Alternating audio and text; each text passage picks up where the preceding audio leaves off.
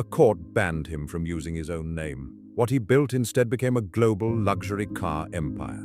This is the story of Audi. The story begins on October 12, 1868, in the small German town of Binningen, where a young engineer named August Horch was born. After gaining experience working for automotive pioneer Carl Benz, Horch founded his first automobile company, A. Horch and Cia, in Cologne on November 14, 1899. As the automobile industry expanded, Horch moved his company to Zwickau in 1904.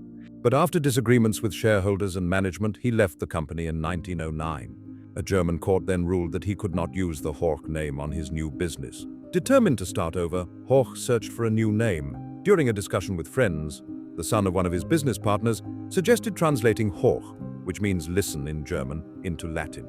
The Latin word was Audi. On July 116, 1909, Audi Automobilwerke GmbH was officially founded in Zwickau, Germany. Audi quickly became known for quality and innovation. Between 1912 and 1914, Audi achieved major victories. In the Austrian Alpine Trials, one of Europe's most demanding automotive competitions, proving the reliability and performance of its vehicles. Then came the Great Depression. In 1932, Audi merged with Horch, DKW and Wanderer to form Auto Union AG.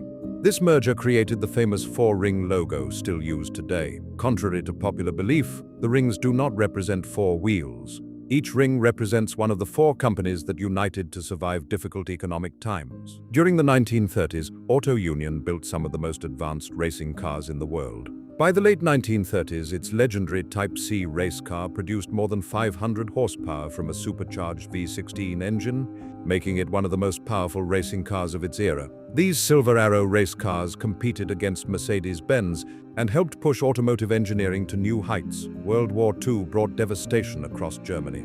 Many Auto Union factories were damaged or destroyed, and production largely stopped. In 1949, the company was re-established in Ingolstadt, Bavaria, where Audi's global headquarters remain to this day. A major turning point came in 1964 when Volkswagen acquired a majority stake in Auto Union. The Audi brand was revived and began its transformation into a premium automobile manufacturer. Then, in 1980, Audi changed automotive history forever with the introduction of the revolutionary Quattro all-wheel drive system.